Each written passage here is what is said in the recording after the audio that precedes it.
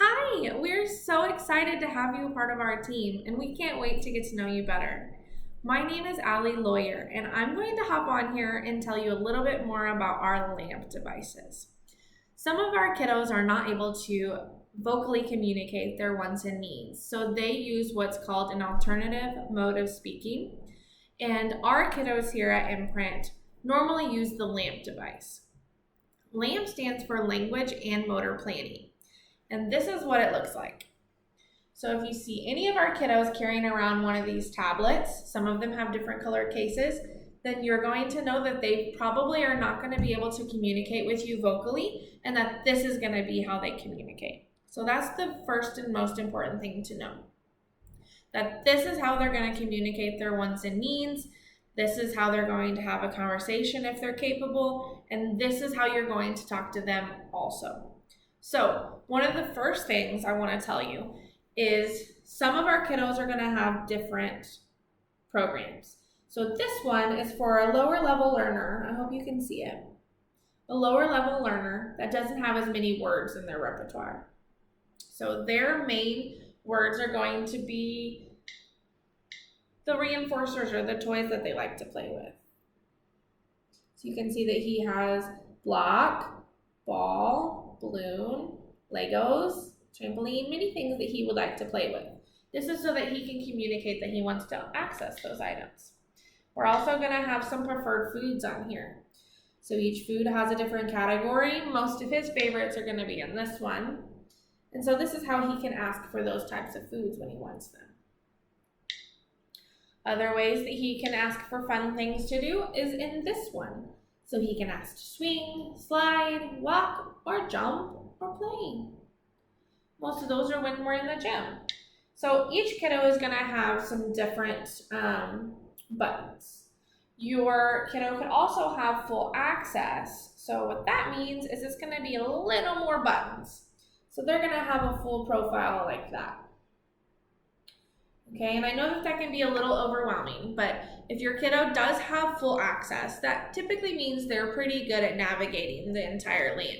So they should be able to somewhat communicate independently utilizing that full LAMP.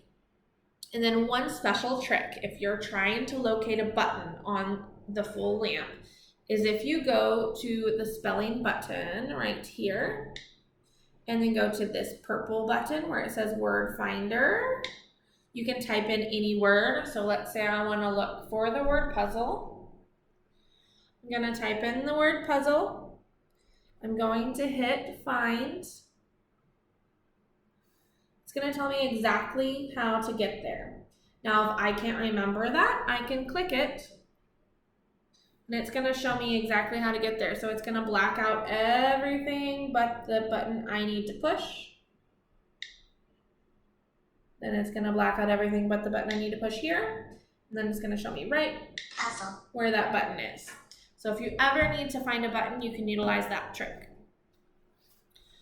So the second thing you need to know about LAMP is that when we want to have our kiddo communicate their wants and needs, so we want them to demand for an item, we want them to ask utilizing their device. So when they want access to any item, they need to tell you on the LAMP first. So if your client runs to get the blocks that are on the floor, you're going to stop them, present the LAMP. If they can independently manage, you're going to let them do it all by themselves, but your kiddo also might need some help. So they want the block on the floor. You can model. So we can do this. Block. And then allow them access to the block. Of course, buddy, you can have the block. If your kiddo needs a little more help, you're also going to be looking at your programming protocol that your BCBA put together. You might have some prompting with your full physical and partial physical that you can utilize. If not, then stick to that gesture. You can also model. You can show them how to get to the button. You do it and then see if they do it first. So definitely look at your programming and what your BCBA has put in place, and you'll follow what they say. You're also going to want to make sure that you prompt those commands before they access the item. So we want them to know that when they want an item, they have to put it here.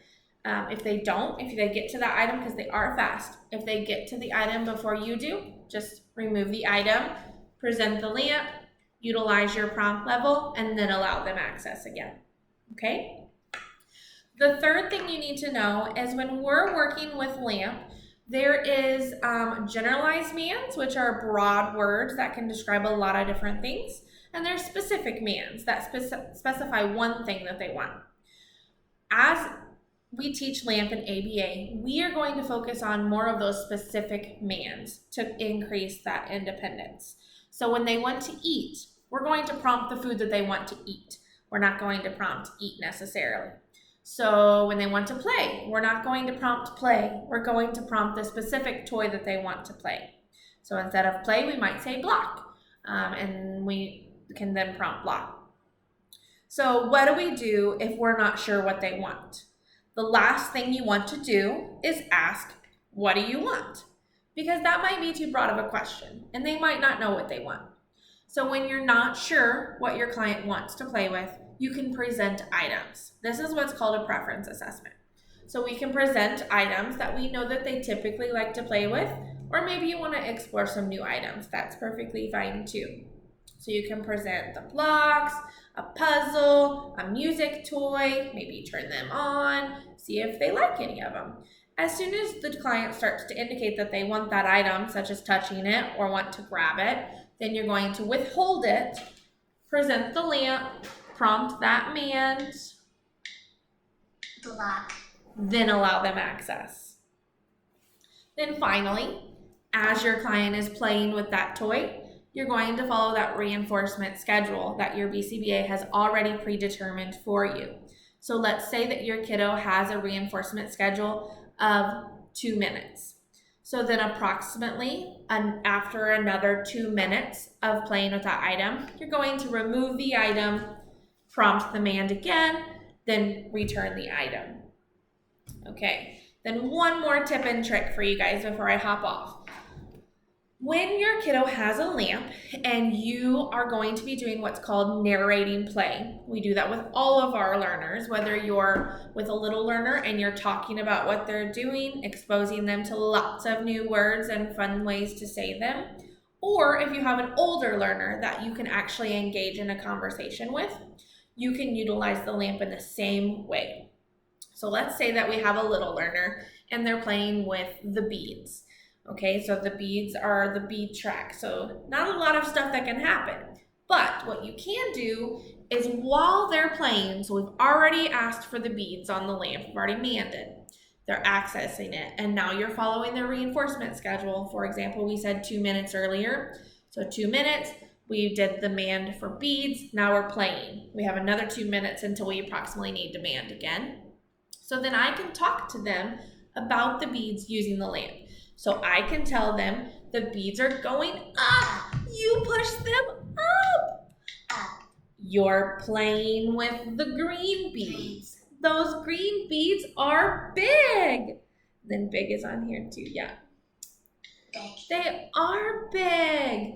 You're playing with the little beads little, now. Wow, they're going so fast. Now they're going down. Wow, that is a red bead. I love that. You look happy while you're playing with the beads. happy, Happy. So I can talk to them, narrate their play while we're on here.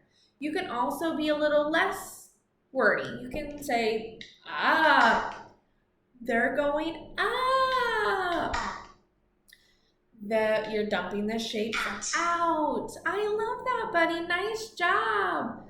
Okay, so that's how we're going to narrate that play with the lamp. Also notice that I'm happy, I'm energetic with my kiddo. I want them to know that using that lamp is fun, and that's how they get the things that they want, right? What I don't want to do is make them use the lamp for things that they don't want. So we want them to love utilizing the lamp because that's going to be their one and only voice. If they can't get any more vocals or we can't teach that, This will be the only way they can communicate their wants and needs. So we want this to be a fun thing for them. We don't want it to be something they hate doing. So having that energetic tone, being excited to use it, and only using it for things that they want. You will never utilize the lamp to make them ask for things or to make them say things that they don't want to do. So for example, let's say that it's time to go to, let's say we're doing a haircut protocol. We're working on cutting or brushing their hair, and that's not something that they like. I'm never going to make them say haircut or hairbrush on this. I could, if we're allowing them to say that they're all done, I could have them say all done and be all done haircutting if that's in their program, because that would be something they wanted to do. So we're not going to prompt anything that they don't want to do.